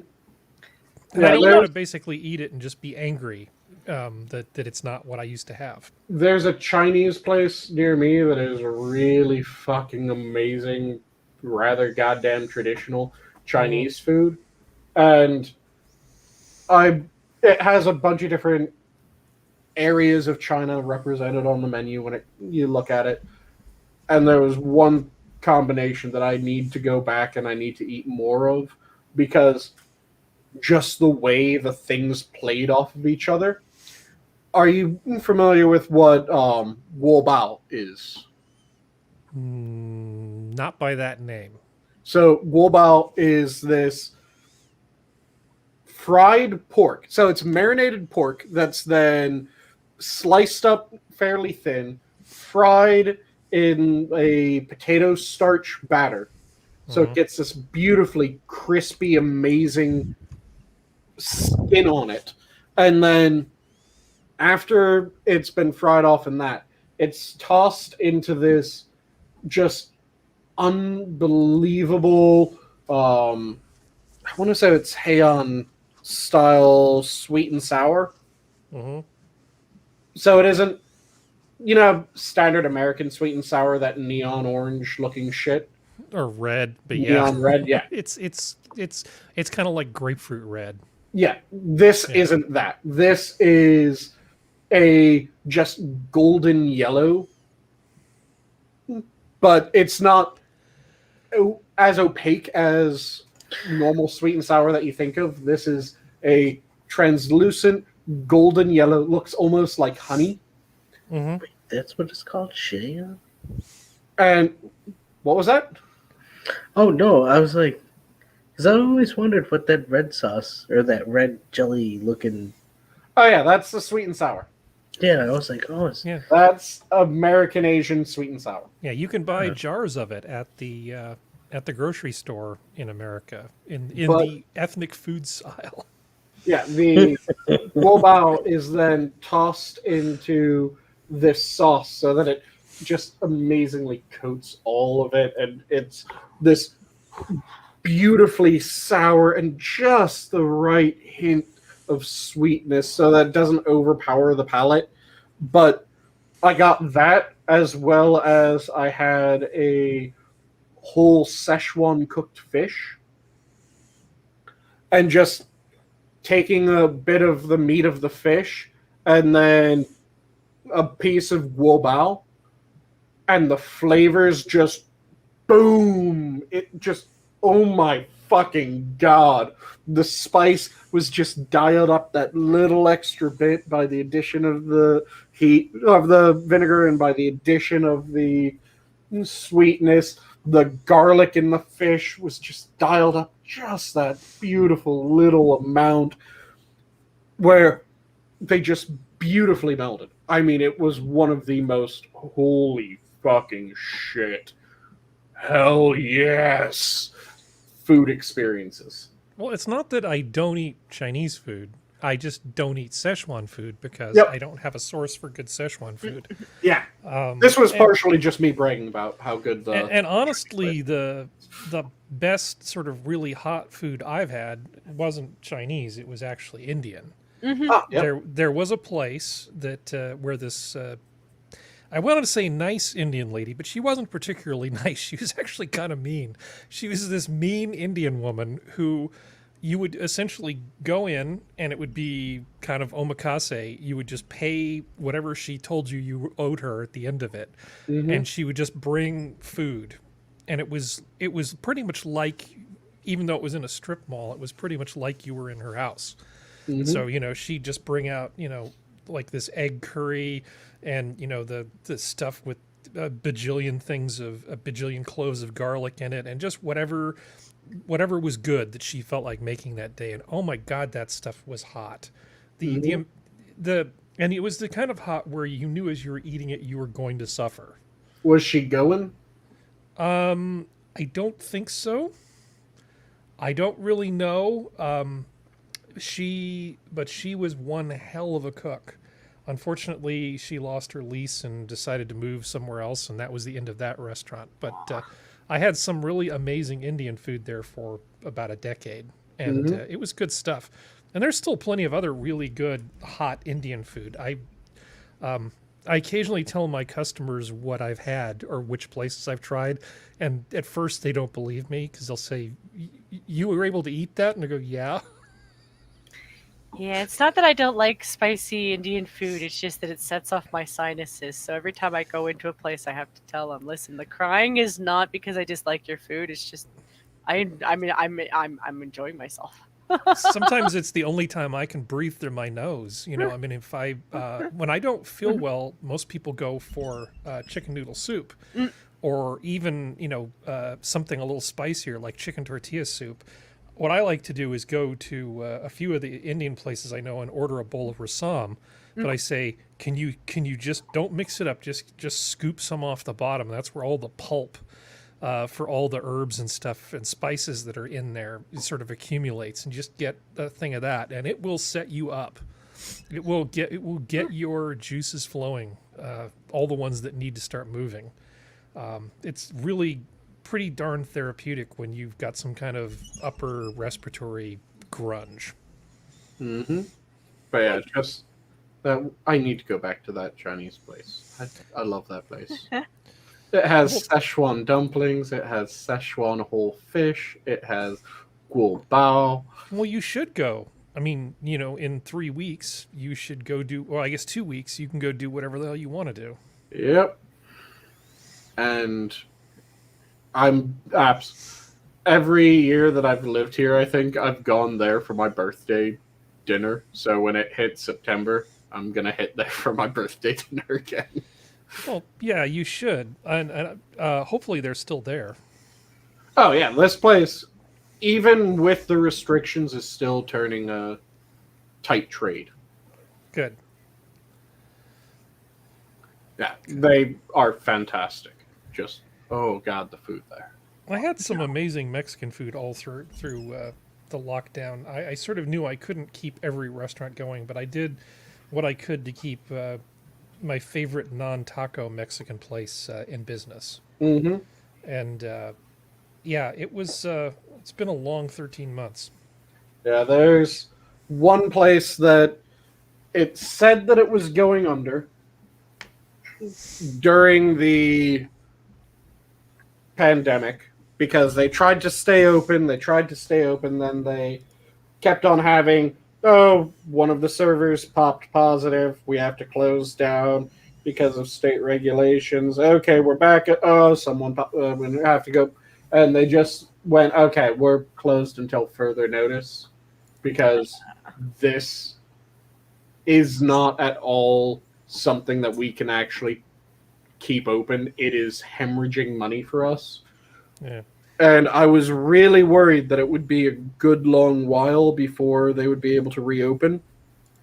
They've already announced that they're going to be reopening after a fair bit of people going to get vaccinations. So makes sense, yeah. And that place was beautiful because it was a brewery that just got amazing chefs, and they decided, fuck it, restaurant too. So it's a brewery connected to this restaurant, and they entirely just turned it over to the chef and went, okay, you go fucking crazy with whatever the hell you want. So he was doing like, okay, I'm going to have let's see, boar bratwurst, duck pastrami. I'm going to do these meals this few weeks, and then I'll keep these two, and then go to this entirely different menu, and just absolutely having a blast with the menu. And you can tell just by reading it that someone's having fun. Well, should we go ahead and wrap things up? We have lost a lot of what audience is we that had. Yeah, I think people Yep. are sleepy. I think we're outnumbering the people watching. Yeah, and it is that time, so who wants to go first for... I'm just going to say Parting thank you, as always, for having me on. Always fun having you, always man. appreciate it. And that's all I have for tonight. I did put a couple links in the chat for Adam and anybody else who wants them. One was to an MRE channel, and the other one was to Glenn and Friends, who does a lot of early 20th century stuff. So if you want like Depression era cooking and cocktails and stuff that's a little older than that, you know, versus the Townsend stuff, Adam, you want to check out that link. Nice. Yeah, because a lot of the old cooking shows don't really cover early stuff. And actually, if you want to talk to me offline, I have a bunch of books on food history, particularly baking. So if you ever have a question about an old recipe for like a pie or a cake or something, you can just DM me and I can probably give you some pointers. Yeah, so you say you want to do lunch or? Well, virtual lunch. Hey, and if you ever show up on my doorstep, I'll make you SOS without any onions in it. Oh, well, right on. Hey, you already won one step into my heart, knowing that I don't like these onions. So, Well, I think Adam also knows how much whiskey I have. well, there you go. That's the other heart. All right, there we go. So, Adam, do you want to go next in your parting words? Well, my parting words, as always, thanks for having me on, man. Always good having you. As I like to say, I love you all and God bless. Jen? Well, thank you for having me on. I'm always happy to come on. So Mm-hmm. I'll try not to talk all Minnesotan around you because for some reason the last couple of days it's just been popping out and everyone's like, yo, the Canadian's showing in you. Nice. One fucking interview with a guy from Minnesota, man. And Donkey? Are you there? Did you fall asleep? Are you making love to that cricket? I think he kind of is. I think he's soft breathing. Well, he's currently muted. I'm tempted to unmute, see if he's snoring, but I'll Nah. be nice right now. Yeah. If he was nice enough to mute, we should probably let him. Yeah, I won't punish him. Well, it was fun chatting with him when he Was Still awake. awake. when he played along.